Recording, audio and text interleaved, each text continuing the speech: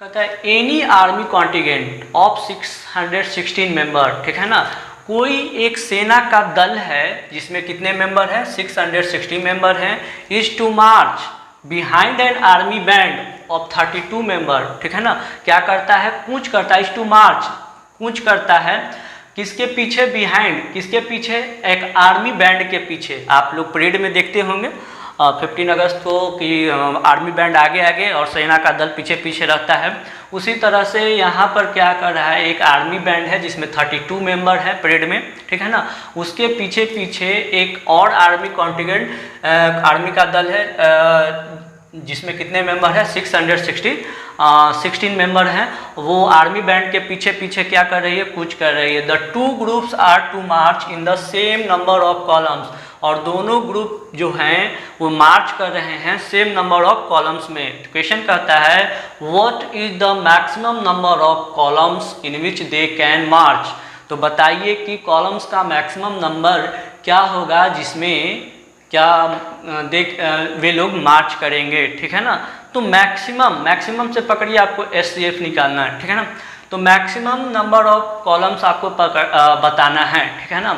तो एक army contingent है जिसमें 660 मेंबर हैं, एक आर्मी बैंड है जिसमें 32 मेंबर है। अगर इन दोनों का SCF हम लोग निकाल देंगे तो हम लोग मैक्सिमम नंबर ऑफ कॉलम को भी पता कर लेंगे। SCF he maximum number of column होगा। तो यहाँ SCF दो तरीके से भी निकालेंगे। पहला SCF तो प्राइम फैक्टराइजेशन करके निकालेंगे, और दूसरा SCF हम लोग इक्विलिब्रियम डिवीजन एल्गोरिदम का प्रयोग करते हुए निकालेंगे। तो हम लोग यहाँ SCF जो है इक्विलिब्रियम डिवीजन एल्गोरिदम का भी प्रयोग करके निकालेंगे, ठीक है ना। तो यहाँ ध्यान दीजिए। तो सबसे पहले सॉल्यूशन में लिखेंगे, ठीक है ना, to find the maximum number of column we will find, क्या लिखेंगे, to find the maximum number of columns we will find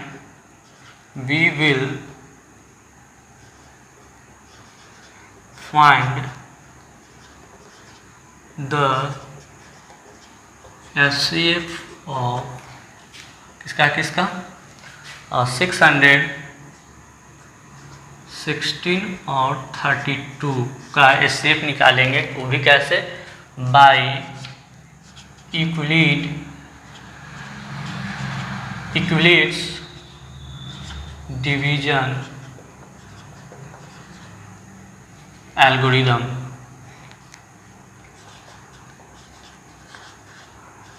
algorithm का प्रयोग करके हम लोग मैक्सिमम नंबर ऑफ कॉलम को पता कर सकते हैं, वो भी 616 और 32 का SCF निकाल कर। तो देखिए आपको यहाँ 616 जो है वो 32 से बड़ा है। इसका मतलब 616 को 32 से डिवाइड किया जाएगा। 616 को 32 से डिवाइड करेंगे, ठीक है ना। तो यहाँ पर एक बार में लगाएंगे, ठीक है। 32 बन जा 32, हटाएंगे 11 में से 2 जाएगा 9 जाएगा, 5 में से 3 जाएगा 2, यहाँ पर 6 उतारेंगे, ठीक है ना। अब देखिए कितने बार में लगेगा, तो 9 बार में लगा के देखिए तो, और 9 ही बार में लगेगा ही। देखिए 9 2 जा 18 कैरी 1, 9 3 जा 27 में एक ऐड करेंगे तो 28 आएगा, ठीक है ना। 9 2 जा 18 कैरी 1, 9 3 जा 27 में 1 ऐड करेंगे तो 28 आएगा, घटाएंगे 16 में से 8 जाएगा 8, ठीक है ना। 8 में से 8 गया कैंसिल और 2 में से 2 गया कैंसिल। अब यहाँ देखिए तो यहाँ पर रिमाइंडर 0 नहीं आया, तो इसका मतलब 32 इसका SCF नहीं होगा, ठीक है ना। तो by equilibrium division lemma we get, हम लोग लिख सकते हैं, इसलिए by equilibrium division lemma we get, by equilibrium division lemma we get हम लोग लिख सकते हैं डिविडेंड बराबर डिवाइजर गुना कोसेंट प्लस रिमाइंडर। तो अब बार बार हम लोग डिविडेंड बराबर डिवाइजर गुना कोसेंट प्लस रिमाइंडर नहीं लिखेंगे, डायरेक्ट लिखेंगे। यहाँ डिविडेंड क्या है 616 और यहाँ डिवाइजर क्या है तो 32 मल्टीप्लाई कोसेंट तो 90 कोसेंट है और प्लस रिमाइंडर आपका क्या है 8 है, ठीक है ना। तो बाइक्यूलरी डिवीजन लेमा से हम लोग पाते हैं कि 616 जो है वो 32 मल्टीप्लाई 90 प्लस 8 के बराबर है। और यहाँ पर रिमाइंडर आपका 0 नहीं आया है तो लिखेंगे ये remainder is not equal to 0। यहाँ रिमाइंडर आपका क्या है 0 के बराबर नहीं है, ठीक है ना। तो इसका मतलब फिर 32 को 8 से डिवाइड करेंगे और जब तक करेंगे जब तक कि रिमाइंडर 0 नहीं आ जाए। तो 8 4 जा 32 में से 32 को घटाएंगे तो 0 आएगा ना। अब यहाँ पर रिमाइंडर भाई 0 आ गया, ठीक है ना। तो इसका मतलब इस केस में डिविडेंड आपका क्या है 32 है और डिवाइजर आपका 8 कोसेंट आपका 4 तो डिवाइजर गुना कोसेंट यानी 8 मल्टीप्लाई 4 प्लस रिमाइंडर आपका क्या है 0 है, ठीक है ना। तो यहाँ लिखेंगे द रिमाइंडर बराबर 0। यहाँ रिमाइंडर क्या आ गया है 0। सो यहाँ our procedure stop, so our procedure stops, क्या हो जाएगा हमारा प्रोसीड्योर स्टॉप हो जाएगा। और जो लास्ट डिवाइजर होगा वही एचसीएफ होगा। हेंस एचसीएफ ऑफ 616 एंड 32 का एचसीएफ क्या आया है लास्ट डिवाइजर 8 आया है, क्या है 8 आया है। तो so we can see that, इस तरह से हम लोग कहेंगे कि मैक्सिमम नंबर ऑफ कॉलम जो होगा required maximum number of column जो होगा वो 8 होगा। यहाँ पर लिखेंगे शो रिक्वायर्ड, जिसकी हमें ज़रूरत थी required maximum number of columns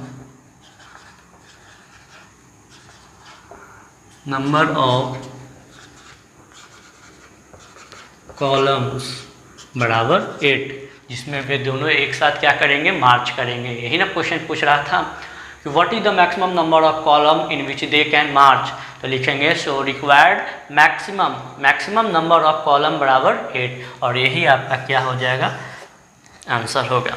note कर लीजिए इसे।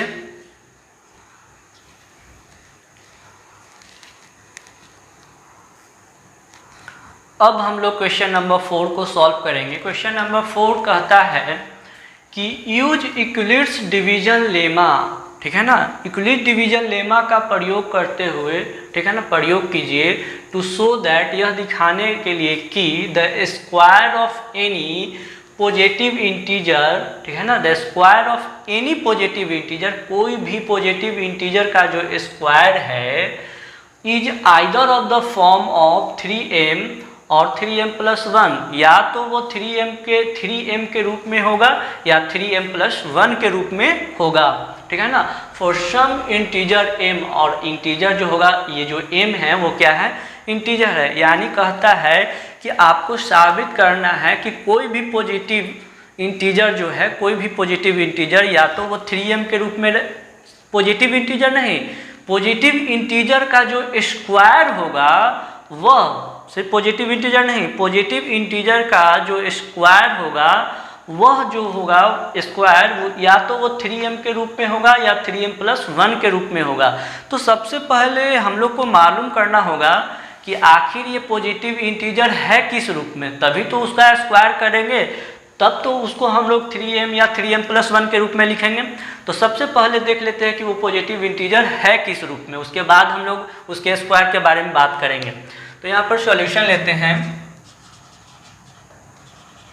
ठीक है ना। यहाँ पर क्या लेते हैं सॉल्यूशन लेते हैं। तो मान लेते हैं कि कोई भी पॉजिटिव इंटीजर x है, तो let be any positive integer, let any positive integer भी x, यहाँ लेट कर लेते हैं, let any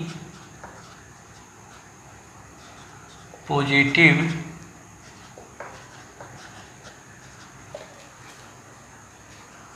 integer be x। मान लेते हैं कि कोई भी पॉजिटिव इंटीजर क्या है x है, ठीक है ना, क्या है x है। And when x is divided by 3 क्यों 3 से कर रहे हैं, क्योंकि 3m के रूप में हमको लिखना है, divided by 3, then we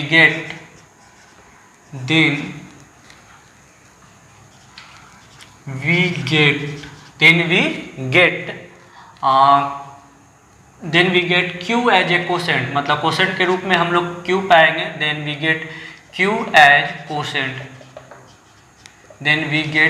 as quotient and r as reminder,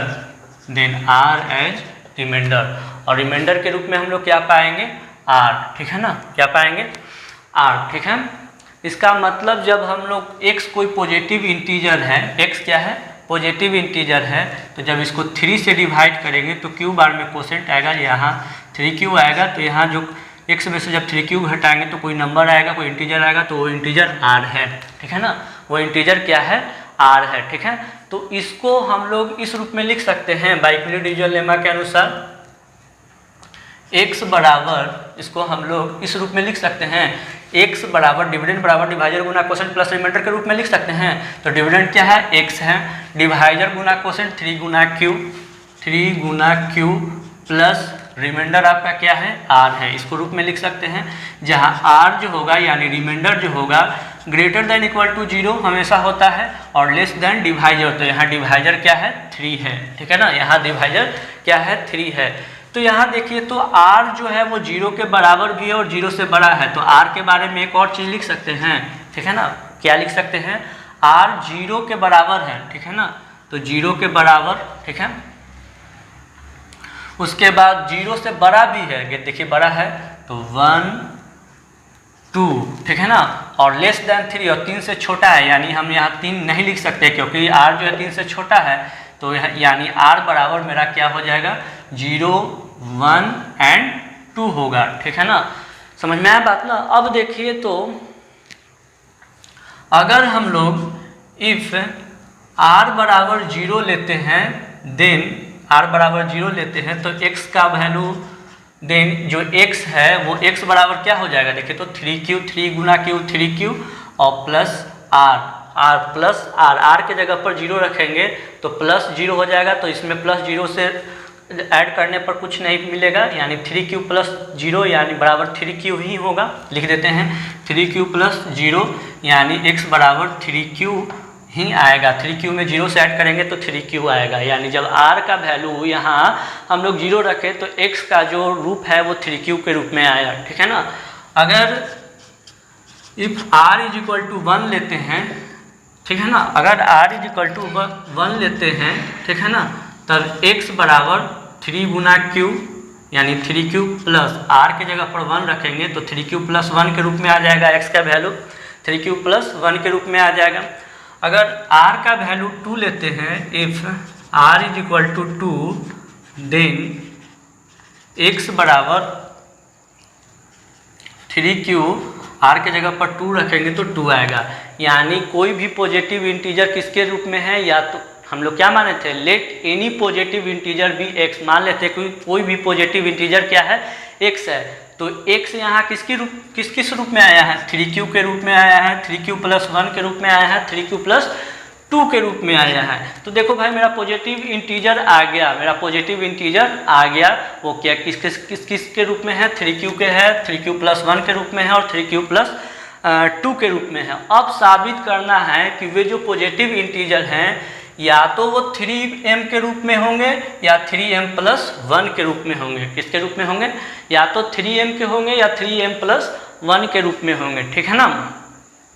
तो देखिए ये आपका 3q है, ठीक है ना, क्या है 3q, और ये 3q प्लस 1 के रूप में है, ठीक है ना। यहाँ पर लिखते हैं, अब देखिए चूंकि मेरा एक पहले केस में क्या आया था, x बराबर 3q आया था, ठीक है ना, क्या आया था, 3q आया था, ठीक है ना। अब इसको स्क्वायरिंग बोथ साइड करेंगे तो x स्क्वायर बराबर 3 का स्क्वायर लिख सकते हैं, बोलिए x स्क्वायर बराबर 3 का स्क्वायर, ठीक है। तो यहाँ पर x स्क्वायर बराबर 3 का स्क्वायर मतलब 3 का स्क्वायर यानी 3 गुना 3 और क्यू का स्क्वायर तो क्यू स्क्वायर ही रहेगा, 3 गुना 3q के स्क्वायर के रूप में लिख सकते हैं। अब यहाँ जो 3q स्क्वायर है वो क्या है, आपका इंटीजर है, ठीक है ना। तो यहाँ लिखेंगे here 3q square is integer, integer क्या है, इंटीजर। लेट से इट, चलो इसे कहते हैं m, इसे क्या मान लेते हैं, m मान लेते हैं। तो देखिए तो x स्क्वायर बराबर 3 गुना 3q को हम लोग क्या माने हैं, m माने हैं ना, यानी 3 गुना m हो जाएगा, यानी 3m हो जाएगा। तो x स्क्वायर बराबर क्या आ गया, 3m आ गया। तो x क्या था आपका, पॉजिटिव इंटीजर था, ठीक है ना। अब जब इसका स्क्वायर किए तो किस रूप में आ गया, 3m, तो इसको हम लोग 1 मान लेते हैं, इसको क्या मान लेते हैं, 1 मान लेते हैं, ठीक है। अब यहाँ देखिए, ठीक है ना। अब चूंकि देख लीजिए यहाँ पर थोड़ा सा लंबा होने वाला है। अब चूंकि x मेरा और किस रूप में आया था, 3q प्लस 1 के रूप में आया था, x बराबर 3q प्लस 1 के रूप में आया था, ठीक है ना। अब इसको भी उसी तरह से स्क्वायरिंग बोथ साइड करके देखेंगे, क्योंकि यही तो इंटीजर है, पॉजिटिव इंटीजर, ठीक है ना।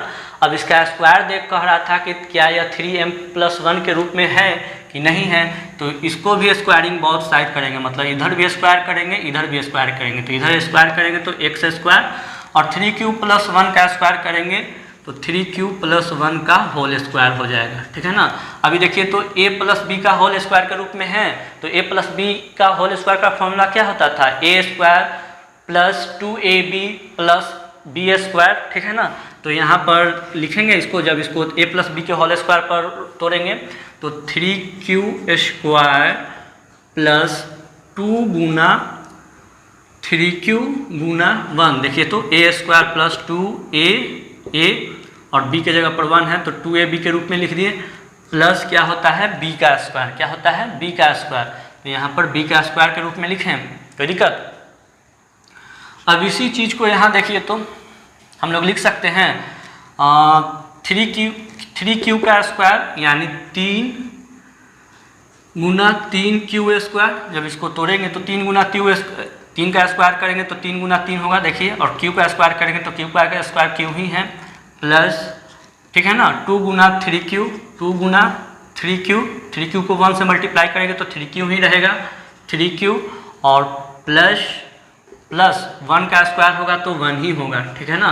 अब यहाँ देखिए तो यहाँ x स्क्वायर फिर नोट कर लेते हैं, ठीक है, बराबर। अब ये देखिए तो आपके पास ये 2 टर्म दिख रहा है, एक टर्म ये और एक टर्म ये, दोनों में से कुछ कॉमन दिख रहा है, 3 मल्टीप्लाई इस टर्म में भी है और 3 मल्टीप्लाई इस टर्म में भी है, तो इन दोनों टर्म में से 3 कॉमन कर लीजिए। तो इन दोनों टर्म में से 3 जैसे ही कॉमन करेंगे तो अंदर में इस टर्म में बचेगा क्या, 3q स्क्वायर प्लस, और यहाँ पर अंदर में क्या बचेगा, 3 निकल गया, 3 निकलेगा ना, तो 2q बचेगा, 2q, देखिए ना यहाँ 3 मल्टीप्लाई में था वो बाहर निकल गया ब्रैकेट के बाहर, तो अंदर में 2 गुना q बचा, तो 2 गुना q को तो हम लोग 2q बोल ही सकते हैं, और ये मेरा ब्रैकेट से बाहर था, मतलब हम दोनों इन दोनों का ही कॉमन लिए थे, अब +1 तो बाहर नहीं था, तो +1 यहाँ पर ऐसे लिख सकते हैं, ठीक है ना। तो यहाँ पर देखिए तो 3q प्लस 2q को हम लोग इंटीजर कह सकते हैं, देखिए ना, कह सकते हैं, क्योंकि 3 का q आपका इंटीजर है, ये भी q इंटीजर है, 3 का इंटीजर से मल्टीप्लाई करेंगे तो भी इंटीजर होगा, ये भी इंटीजर होगा, तो हम लोग इस तरह से आसानी से कह सकते हैं कि 3q square plus 2q is integer, let say it m, चलो इसे m मान लेते हैं, इसको भी क्या मान लेते हैं, m मान लेते हैं, ध्यान दीजिएगा, कॉन्सेंट्रेट। फिर x स्क्वायर बराबर 3 गुना में ये था 3q स्क्वायर प्लस 2q, 3 के साथ गुना में था, और 3q स्क्वायर प्लस 2q को हम लोग क्या माने हैं, m माने हैं, तो 3 गुना m प्लस 1, ठीक है ना। अभी देखिए x स्क्वायर बराबर 3m प्लस 1 के रूप में आ गया ना। अब x आपका पॉजिटिव इंटीजर था, हम लोग क्या माने थे, x कोई भी एक पॉजिटिव इंटीजर है, जब इसका स्क्वायर किए तो ये किस रूप में आया, 3m प्लस 1, यानी, ठीक है ना, फ्रॉम 1 एंड 2, फ्रॉम 1 से हम लोग कह सकते हैं, देखिए फ्रॉम 1, x के बारे में पहले देखिए x क्या है, पॉजिटिव इंटीजर है, आपको साबित क्या करना था, कोई भी पॉजिटिव इंटीजर का स्क्वायर या तो 3m के रूप में हो या 3m+1। तो x आपका पॉजिटिव इंटीजर था पहले, जब इसका स्क्वायर किए तो किसके रूप में आ गया 3m, तो इसको 1 मान लिए। अब यहाँ देखिए x पहले आपका पॉजिटिव इंटीजर था, ठीक है ना, कोई भी पॉजिटिव इंटीजर है, जब इसका स्क्वायर किए तो ये किसके रूप में आया 3m+1 के रूप में आया। तो 1 और 2 से हम लोग आसानी फ्रॉम 1 और 2 से 1 और 2 को देखकर हम लोग आसानी से कह सकते हैं कि कोई भी पॉजिटिव इंटीजर का जो स्क्वायर होगा, देखिए पॉजिटिव इंटीजर का स्क्वायर है 3m के रूप में आया है, पॉजिटिव इंटीजर का स्क्वायर है 3m+1 के रूप में आया है। तो 1 और 2 से आसानी से हम लोग कह सकते हैं कोई भी पॉजिटिव इंटीजर का स्क्वायर जो है या तो वो 3m के रूप में होगा और 3m+1 के रूप में होगा। क्या होगा 3m+1 के रूप में होगा। तो now we can say, now ऐसे लिखेंगे from 1 and 2, from 1 and 2, from 1 and 2 we can easily say that, हम लोग आसानी से कह सकते हैं कि from 1 and 2 we can easily say that, ठीक है ना, the square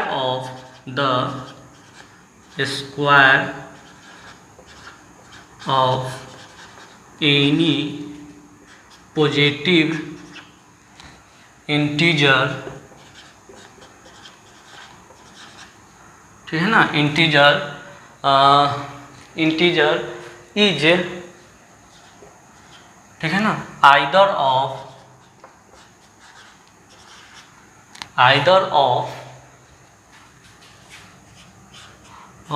the form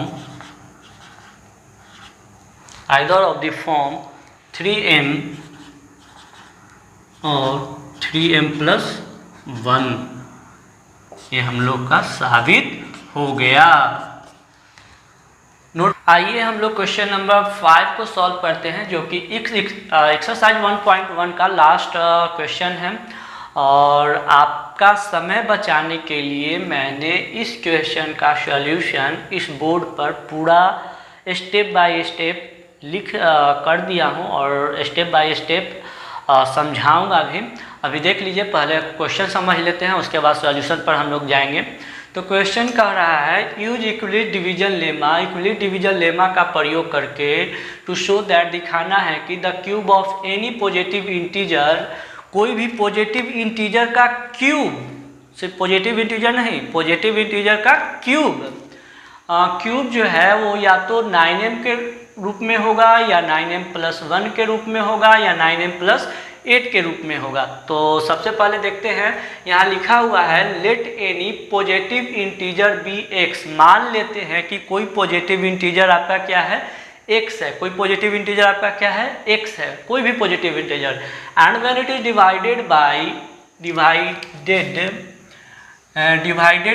3 then we get, जब इसको 3 से डिवाइड किया जाएगा देन वी गेट, तो हम लोग पाएंगे कोसेंट के रूप में q पाएंगे और and r as a remainder, और रिमाइंडर के रूप में r पाएंगे। अर्थात जब x को 3 से डिवाइड किया जाएगा q बार में तो मेरा रिमाइंडर कुछ आएगा जिसको हम लोग r मान लिए हैं। तो by equilibrium division lemma, equilibrium division lemma के द्वारा हम लोग लिखते हैं ना डिविडेंड बराबर डिवाइजर गुना कोसेंट प्लस रिमाइंडर। तो हम लोग इक्विलिब्रियम डिवीजन लेमा का प्रयोग करके हम लोग पाएंगे ना इस वाले प्रोसेस से, x आपका डिविडेंड है बराबर डिवाइजर गुना कोसेंट यानी 3 गुना q प्लस r, इस फॉर्मेट के रूप में पाएंगे इस डिवीजन को। तो यहाँ पर r को लिख सकते हैं ना, r जो होगा greater than equal to 0 and less than 3, जो कि 3 क्या है डिवाइजर है। तो जब r 0 से बड़ा है, 0 के बराबर भी है और 0 से बड़ा है लेकिन 3 से छोटा है, अर्थात r का वैल्यू 0 भी होगा, 0 से बड़ा 1 भी होगा, 0 से बड़ा 2 भी होगा, लेकिन 3 से छोटा ही होना चाहिए। तो इसलिए यहाँ 3 नहीं लिखे हैं, यानी r का वैल्यू 0, 1, 2 होगा।